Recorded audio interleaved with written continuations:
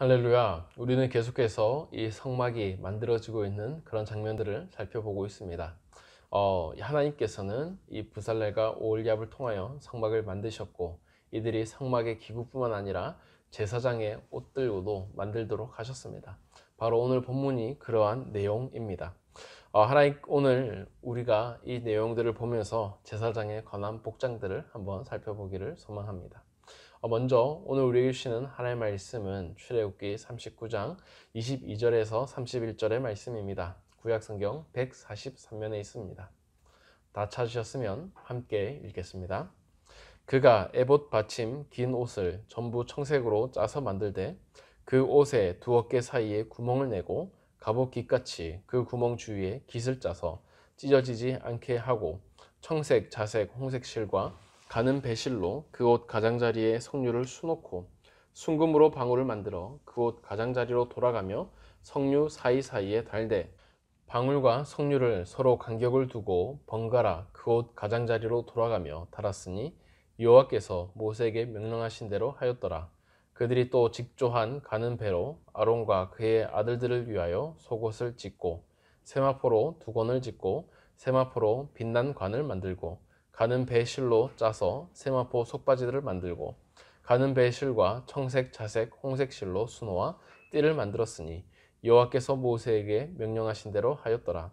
그들이 또 순금으로 거룩한 패를 만들고 도장을 새김같이 그 위에 여호와께 성결이라 새기고 그 패를 청색 끈으로 관 전면에 달았으니 여호와께서 모세에게 명령하신 대로 하였더라. 아멘. 할렐루야. 주의 크신 은혜와 평강이 오늘 우리 모두에게 가득하기를 소망합니다. 오늘 본문은 아까 말씀드린 대로 여호와께서 원하시는 제사장의 옷을 만드는 그러한 장면입니다. 이 옷들을 어떻게 만들어야 될지 설명하는 내용을 보려고 합니다. 먼저 성경은 대제사장의 옷부터 말해주고 있습니다. 먼저 본문의 시작인 22절의 말씀을 보겠습니다. 함께 읽겠습니다. 그가 에봇 받침 긴 옷을 전부 청색으로 짜서 만들되. 아멘. 성경에 처음 나온 것은 에봇 받침을, 그러니까 에봇 밑에 있는 그 긴 옷을 말해주고 있습니다. 이 긴 옷은 일반 제사장이 아닌 대제사장만이 입을 수 있는 옷이었습니다.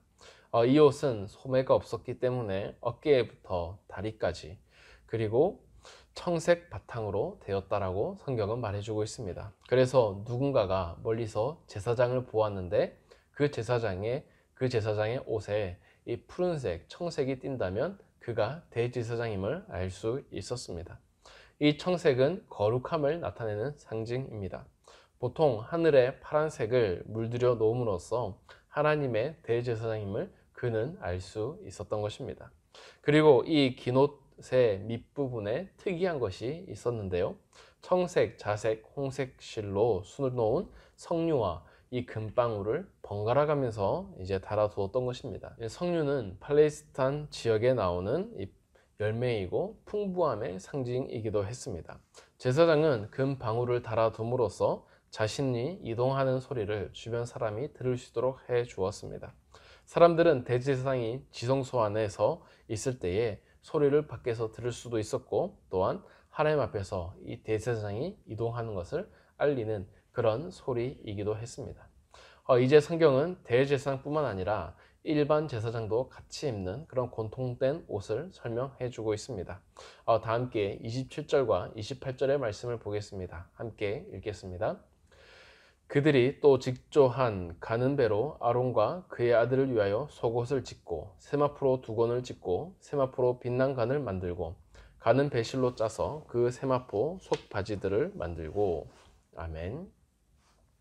제사장의 옷은 속바지로부터 사용이 됩니다. 그것은 세마포로 만드는데 혼합이 아니라 직조한 옷으로 만들게 되었습니다.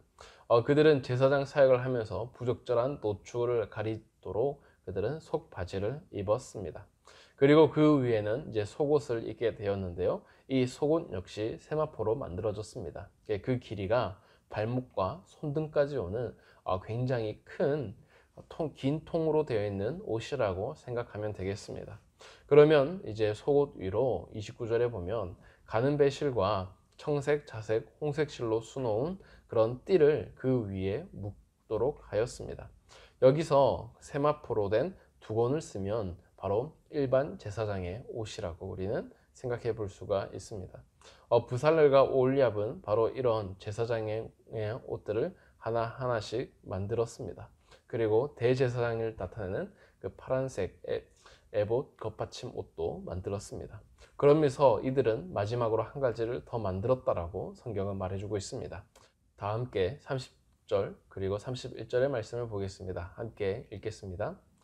그들이 또 순금으로 거룩한 패를 만들고 도장을 새긴 같이 그 위에 여호와께 성결이라 새기고 그 패를 청색 끈으로 관 전면에 달았으니 여호와께서 모세에게 명령하신 대로 하였더라. 아멘.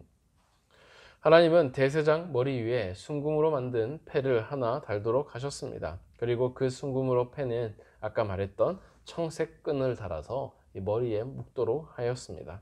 그리고 그 패에는 여호와께 성결이라는 그런 단어를 새기도록 하였습니다.